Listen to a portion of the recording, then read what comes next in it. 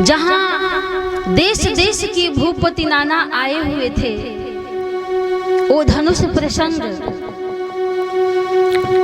महाराज श्री जनक जी के यज्ञ का वह प्रसंग है, धनुष यज्ञ का, कि जब भगवान राम धनुष को उठाने के लिए चलते हैं, तोड़ने के लिए चलते हैं, तो श्री जानकी जी के मन की स्थिति तो देखिए, इनकी दशा कैसी हो रही है। श्री जानकी जी एक दशा में नहीं रह पाई जी, बहुदशा में हो जाते हैं। अपने चरित्र से ये शिक्षा दे रही है माता जी, बहुदशा में हो गई उस समय। बाबा मानस में इंगित करते हैं, इशारा करते हैं कि मन ही मन मनावय कुलानी, मन ही मन मनावय कुलानी, मन ही मन मनावय कुलानी, मन ही मन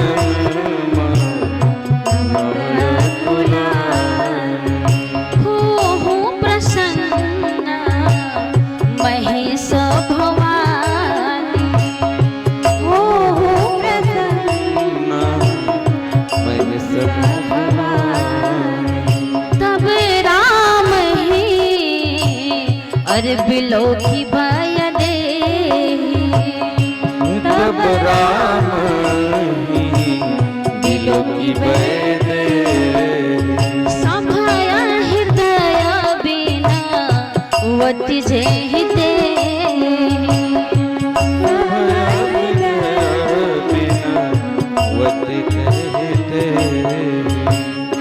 सभय हृदय बिना वति जेहिते,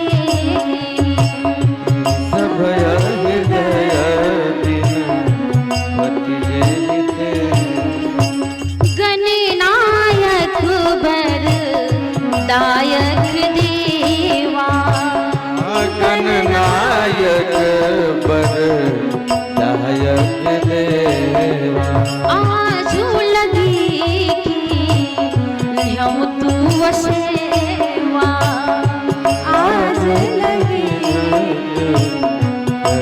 तू सेवा, आज लगी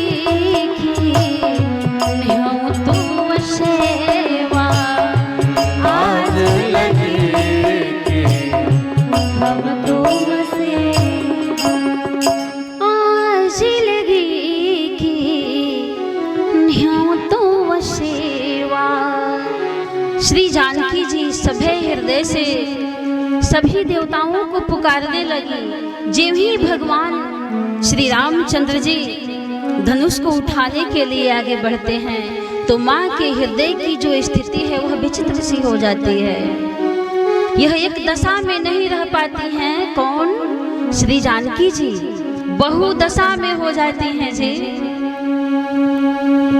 सबको मनाने लगती हैं। ज्यों ही शंकर भगवान को पुकारते हैं, ज्यों ही वो चलते हैं कि मैं जाकर जानकी की सहायता करूं, तो फिर ये गणेश भगवान को पुकारने लगती हैं। तो शिव जी देखिए, जरा आप ध्यान देंगे इन प्रसंगों पर, ज्यों ही और देवताओं को ये बुलाने लगती हैं, भगवान शिव को बुलाती हैं, तो गणेश भगवान वहीं रुक जाते हैं। जिसको जिसको ये पुकारती गई, गणनायक वरदायक देवा, आज लगी किन्हीं तू सेवा, हो प्रसन्न महेश भवानी। जब एक को पुकारती हैं जानकी जी, भगवान शिव को पुकारी, फिर उन पर ये रह नहीं पाई, उन पर इन्हें विश्वास नहीं हुआ कि शायद आ पाएंगे। प्यारे बंधुओं, सबसे बड़ी चीज क्या है? विश्वास ही तो है। यदि हमारा विश्वास यदि एक जगह नहीं होगा तो सहायता मिलने वाली नहीं है।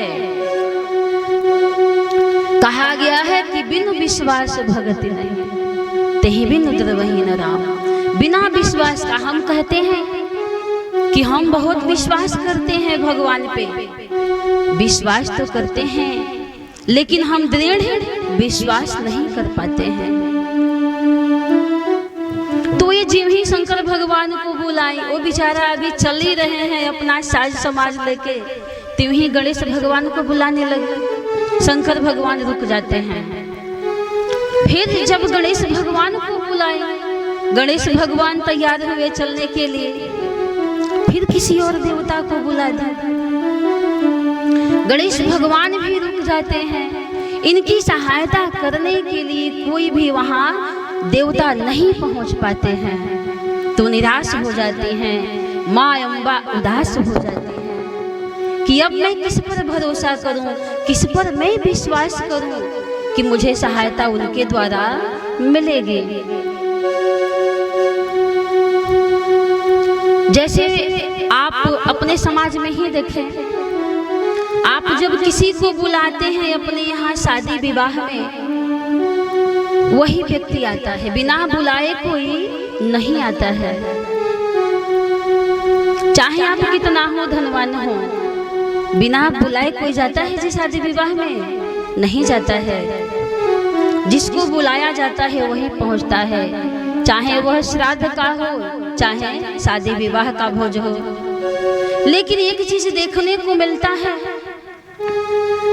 कि जो मांगने खाने वाले दिनहीन गरीब होते हैं बेचारे, वो बिना बुलाए भी पहुंच जाते हैं। उनको बुलाना नहीं पड़ता है, वो निमंत्रण कार्ड नहीं जो होते हैं, जहां ही भोजन मिला वो बैठ गए खाने के लिए और प्रसाद पाकर के चले जाते हैं। तो भोजन दो प्रकार से न होता है भाई किसी के यहाँ, ऐसे नहीं होता है। या तो व्यक्ति, ध्यान देंगे, या तो व्यक्ति विपत्ति का मारा होता है, तब किसी के यहाँ बिना बुलाए भी पहुंच जाता है। जैसे दिनहीन गरीब मांगने खाने वाले पहुंच जाते हैं, और नहीं तो फिर प्रेम निमंत्रण। बड़ी सुंदर कथा आती है श्रीमद् भागवत में।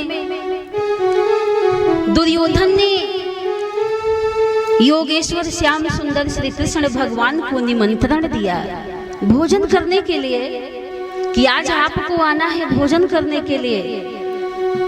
ये भक्त का भाव देखिए और भगवान का भाव देखिए। निमंत्रण मिला कृष्ण भगवान को, कहां से? दुर्योधन के राज दरबार से। और एक प्रेम भी निमंत्रण और आया था, कहां से? विदुर जी के घर से। तो भगवान को तो इतना जरूर समझ है कि कौन प्रेम से बुला रहा है और कौन प्रदर्शन का भाव लेकर के बैठा हुआ है कि आज कृष्ण आएंगे तो मैं उन्हें 56 प्रकार का भोग खिलाऊंगा। तो क्या आप भगवान को भोग से खरीद सकते हैं? फूल चढ़ाकर खरीद सकते हैं? क्विंटलों फूल चढ़ाइए, क्विंटलों मीठा लड्डू चढ़ाइए, क्या आप मना सकते हैं? अरे प्रभु तो भाव के भूखे हैं, भाव अवश्य भगवान बिना भाव के नहीं मिलते हैं। तो कहा गया है कि दो विध भोजन कीजिए राजा, आप विपत्ति पड़े या प्रीत। जब जाकर के दुर्योधन के यहाँ भगवान कृष्ण भोजन कर लेते हैं तो दुर्योधन उलाहना देता है कि किस माने में विदुर हमसे कुलवान है, कुलीन है, ऊंचे कुल खानदान का है, बड़ा धनवान है, जो आपने मेरे यहाँ भोजन नहीं किया और विदुर के यहाँ आपने भोग लगाया। मोते विदुर कहाँ है नेको, आ जाके रुचि सो भोजन किन्हो। हे केशव कहियत सुत दासी को, दासी के पुत्र के यहाँ आपने भोजन कर लिया, अपने मान सम्मान का भी आपने परवाह नहीं किया। कहियत सुत दासी को। योगेश्वर भगवान श्री कृष्ण ने कहा, ऐ दुर्योधन, किसी के यहाँ भोजन तो दो प्रकार से की जाती है। दो विध भोजन कीजिए राजा, अब विपत्ति पड़े या प्रीत, तो ही प्रीत न मोहि आपदा, तो ही प्रीत न मोहि आपदा, यही बड़ी विपरीत। हे दुर्योधन, बताओ फिर भोजन हो तो हो कैसे हो? क्या भोजन हो सकते हैं? नहीं हो सकते हैं। तो बड़ा सुंदर पद आता है कि भगवान तो भाव के बस में है, प्रेम के बस में है, क्या कोई उन्हें खिला करके बस में कर सकता है? अरे प्रेम हो तो इंसान क्या जी, भगवान भी बस में हो सकते हैं। यशोदा मैया कृष्ण भगवान को ओखल में बांध देते हैं, उस ब्रह्म को, परमात्मा को, ईश्वर को वह रस्सी में बंध जाते हैं। क्या कोई है रस्सी में बांधने वाला? वह अपार महिमाशाली भगवान अत्यंत बलशाली, क्या आप बल से बांध सकते हैं? नहीं, बल से नहीं बांध सकते हैं, प्रेम से वह परमात्मा बनता है। एक भक्त था, क्या कहूँ, भाव तो अनेकों आ रहे हैं, जो कहा जाता है कि ज्यों केले के पात में पात पात में पात, आत्यों व्यासन के बात में बात बात में बात। एक भक्त था, भगवान की बैठ करके वह पूजा कर रहा था, बहुत ही वह प्रभावशाली भक्त था। भगवान उसकी भक्ति से प्रसन्न हुए, दर्शन दिए, सामने आए भगवान। तो भक्त ने सोचा कि मैं भगवान का अब हाथ पकड़ लूं, अब इनको जाने नहीं दूंगा, सोचता है भक्त। तो भगवान भाई दर्शन दिए, बोले अब मुझे जाने दो, और भी मेरे भक्त हैं, सब भक्तों पर मैं अपना नजर घुमाता रहता हूँ, एक तुम ही थोड़ी ना हो। सब भक्तन ऊपर भगवान के नजरिया घुमेला, सब भक्तन ऊपर भगवान के नजरिया घुमेला। तो मैं कैसे तेरे बस में बंध करके मैं तुम्हारे पास बैठा रहूं? भगवान भागने लगे हाथ छुड़ा करके। भक्त जबरदस्ती पकड़ना चाहा, भगवान चले गए। तो कहता है भक्त, कर छुड़ाए जात हो, हे प्रभु कर छुड़ाए जात हो, निर्बल जान की हृदय से मेरे जाओगे तो सबल समझूंगा तो हीरा, सबल समझूंगा तो मैं निर्बल हूँ, इसलिए हाथ छुड़ाकर भागे जा रहे हैं। जरा आप हृदय से भाग कर तो जाइए, तब मैं आपको बलवान जानूं। तो भगवान भाव की भूखे हैं, भाव के बस में रहते हैं। हरि की प्रभु जी रिझिला रिझाई लाकवन गुण से, प्रभु जी रिझिला रिझाई लाकवन गुण से, प्रभु जी रिझिला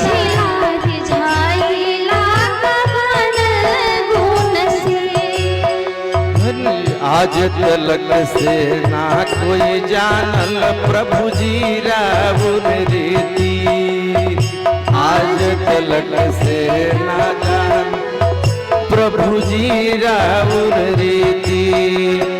केकरा से तू बैर करेला, केकरा से तू बैर करेला, अरे केकरा से तू प्रीति, कि आपन के करा के बनावे लगवन गुण से, प्रभु जी रिझिला रिझाई लगवन गुण से, प्रभु जी रिझिला रिझाई लगवन गुण से, प्रभु जी रिझिला रिझाई लगवन गुण से। अरे ना खैल पकवान मिठाई दुर्योधन घर जाके, ना खैल पकवान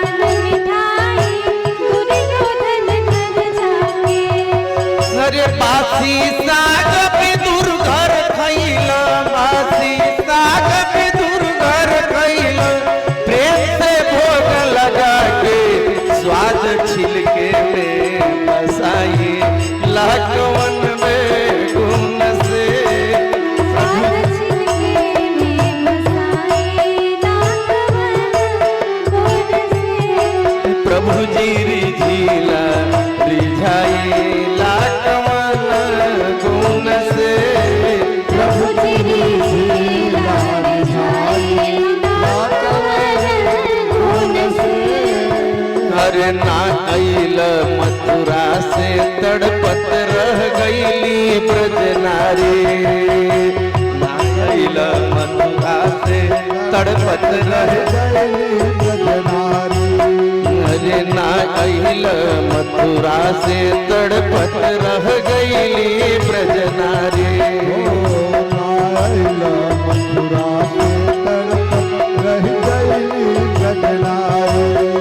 अरे बिन पनही के दौड़ल अइला, बिन पनही के दौड़ल अइला। द्रौपदी जब पुकारी साड़ी ककरा के बढ़ावेला। अरे कवन गुण से साड़ी ककरा के बढ़ावेला। गुण से प्रभु जी रिझिला रिझावेला। कवन गुण से प्रभु जी रिझिला रिझावेला। अरे नाम यजामिल के बेटा नारायण सबसे प्यारा हो। यजामिल के बेटा नारायण सबसे प्यारा। नाम यजामिल के बेटा नारायण सबसे प्यारा। यजामिल के बेटा नारायण सबसे प्यारा। अरे हे नारायण हमें बचाओ, हे नारायण हमें बचाओ। अरे मरते वक्त पुकारा लेके चक्र सुदर्शन आवे। लक्ष्मण गुण से लेके चक्र सुदर्शन आवे। भगवान रिझेला रिझावेला। कवन गुण से भगवान रिझेला रिझावेला। प्रभु जी रिझेला रिझावेला। कवन गुण से प्रभु जी रिझेला रिझावेला। मेरी आज तलक से केहू न जानल प्रभु जी राउर रीति। आज तलक से केहू न जानल प्रभु जी राउर रीति। मेरे केकरा से तू पैर करेला, केकरा से तू प्रीति। केकरा से तू पैर करेला, केकरा से तू प्रीति। कि आपन केकरा के बनावेला, आपन केकरा के बनावेला।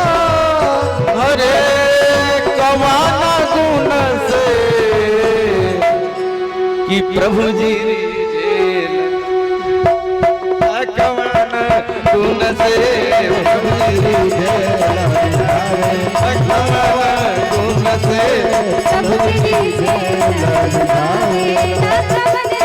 गुण से अरे ना खैला पकवान मिठाई दुर्योधन कर जाके।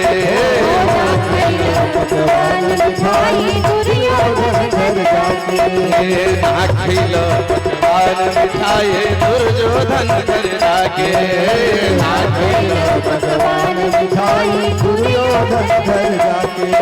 अरे भाती साग भी दुर्घर खैला, भाती साग भी दुर्घर खैला। अरे प्रेम से भोग लगा के साग छिलके में बचावे। गुण से गुण से प्रभु जी रिझेला रिझावेला। गुण से प्रभु जी रिझेला रिझावेला।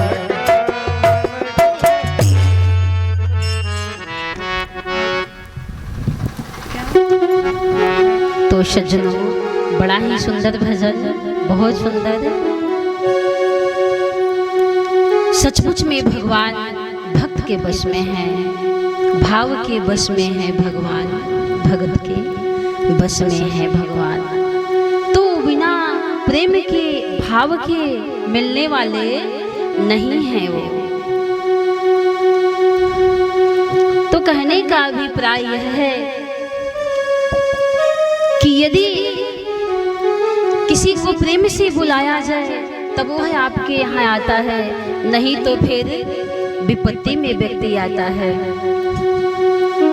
श्री जानकी जी एक एक करके बुला रही हैं, लेकिन उनकी सहायता के लिए वहां कोई नहीं पहुंच पाता है। तो अंत में निराश होकर क्या कहती हैं, सकल सभा के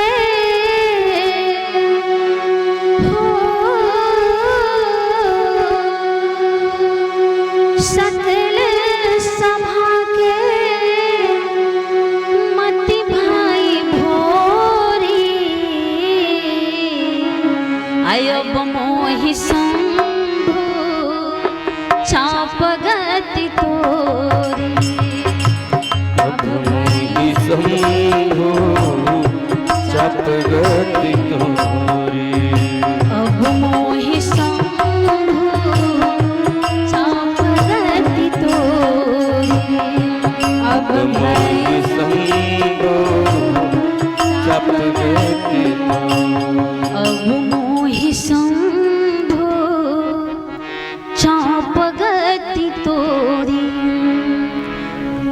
सबसे विश्वास भरोसा जानकी जी का उठ गया। तो कहती हैं कि हे जड़ धनुष, सबको मैं बुला कर देख ली, अब किसी पर मुझे विश्वास नहीं है, भरोसा नहीं है। अब मैं तुम्हारे ही भरोसे हूँ, तुम्हारा ही बल मुझे अब चाहिए।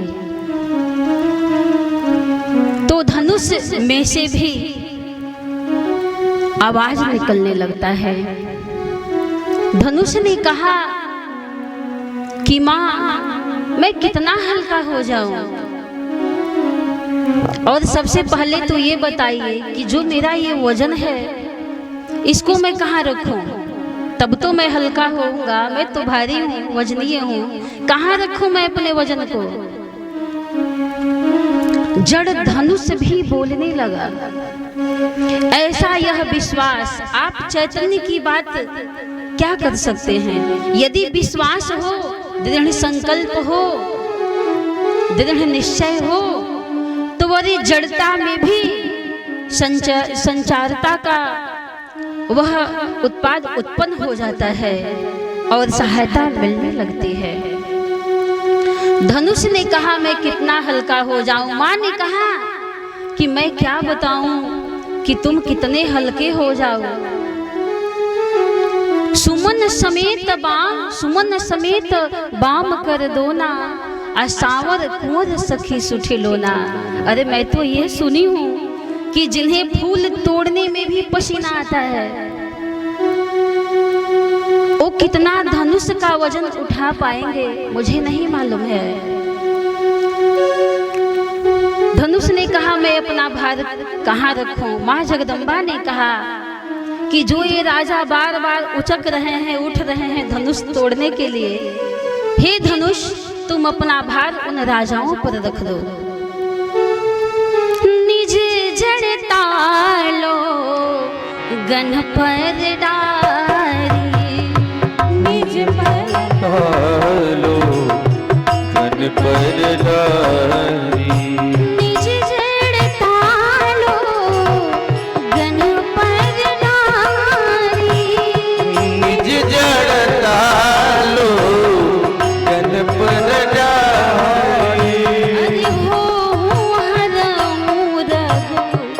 पति निहारी, पति निहारी, हर पति निहारी, हर पति